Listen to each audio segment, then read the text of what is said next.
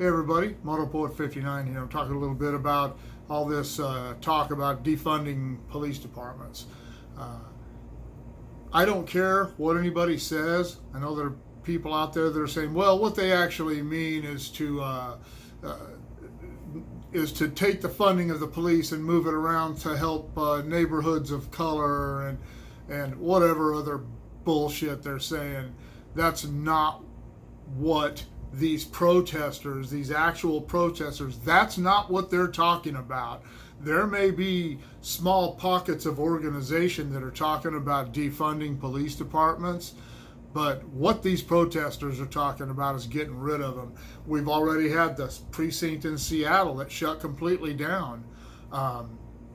There's other police departments that happened during Ferguson where they didn't shut the police department, the precincts down, but they wouldn't go to certain places anymore where they knew they were going to be ambushed and attacked.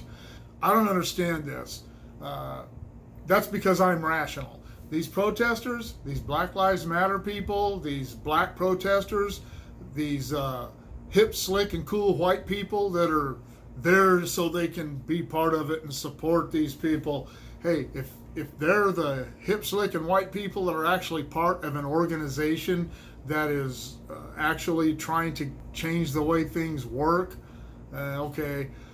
But I'm talking about the ones that are there destroying things and causing problems and breaking windows and stealing and looting. Those ones I'm talking about, they're the ones that want to get rid of the police department because in their mind, in their shallow, narrow, small little minds, they believe that means that they can just go to all the name brand shoe stores and clothes stores and kick the windows in and take all the clothes and go to the Walmarts and take all the TVs and stuff. That's all they have on their mind. They're not interested in change for the better. They're just interested in change that helps them become criminals without fear of reprisal. What is going to happen is as these precincts close and then police departments for some of these towns decide they're not going to carry on. This happened in Tehachapi when I was younger. They had the Tehachapi Police Department, and it didn't stop because people hated them. It stopped because it was so corrupt that they just disbanded the police department and let the Kern County Sheriff police Tehachapi. After about 20 years, they built another police department. Tehachapi now has its own police department again. But that wasn't because people wanted that to happen. They didn't want the place to not be policed.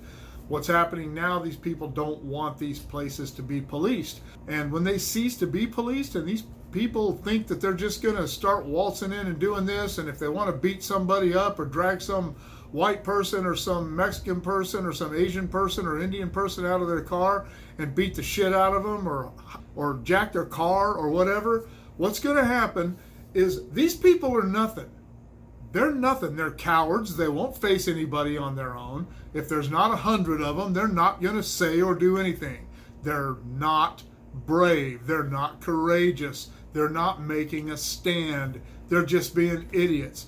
And what's going to happen is you have these groups. It's going to start with the skinhead, the neo-Nazis, the KKK kind of people. Hey, I don't support those types of groups, those white supremacist stuff. I'm not down with all that. But it doesn't matter what I think. What these people are is well armed. They're well armed. They know how to use their weapons, and they're not afraid.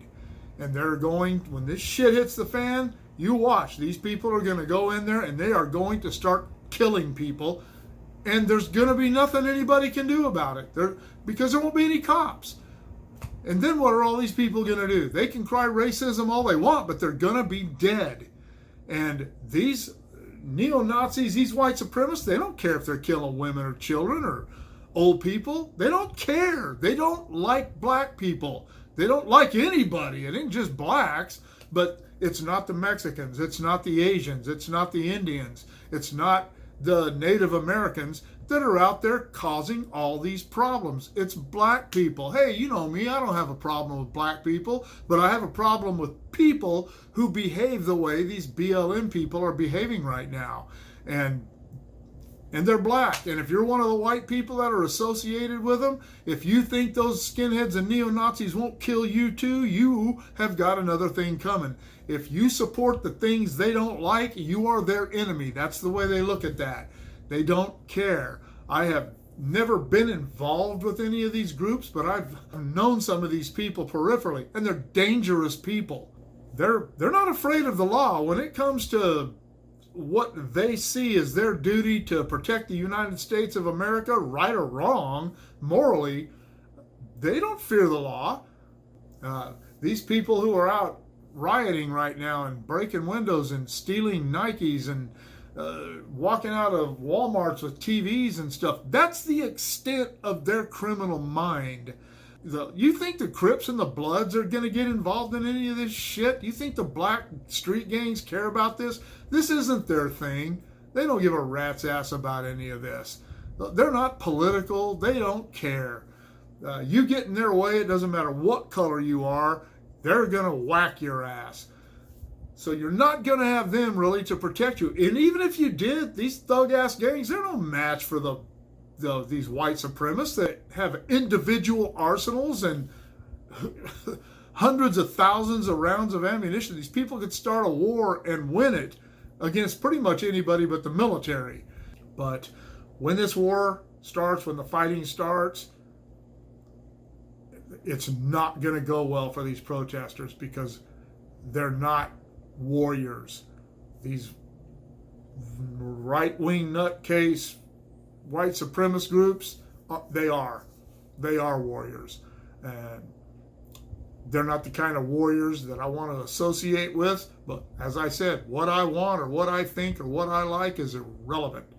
If it happens, they're going to show no quarter. They're going to go in with their fangs bared, and people had better watch out. You're not going to be able to walk out there with your 44, 45 or whatever aimed like this, because these people are going to be out there with real guns and real talent with them, and people are going to get killed. It's going to be ugly. The way to keep that from happening is a strong police presence in every city in America. Every precinct in every city, we need a strong police presence. All I know is that things are going to get worse now before they get better. And I've said it in a couple of other my videos. I never ever thought I would have to say this in my life, but I'm locked and loaded. And that's sad. It's sad that I have to be that way. But I'll defend my family, I'll defend myself, I'll defend my friends. But people need to calm down. You need to reach out to each other. This can be overcome. It can be stopped. We just need rational people in charge. Stop putting irrational people. Stop putting activists in charge, because activists have agendas that don't generally have anything to do with peace. I don't know, man. Let me know what you think. It's scary. The whole thing is really scary, and it's really, really sad. It's heartbreaking, but it is what it is. Like, share, subscribe. Click on the bell if you want to be notified of future content.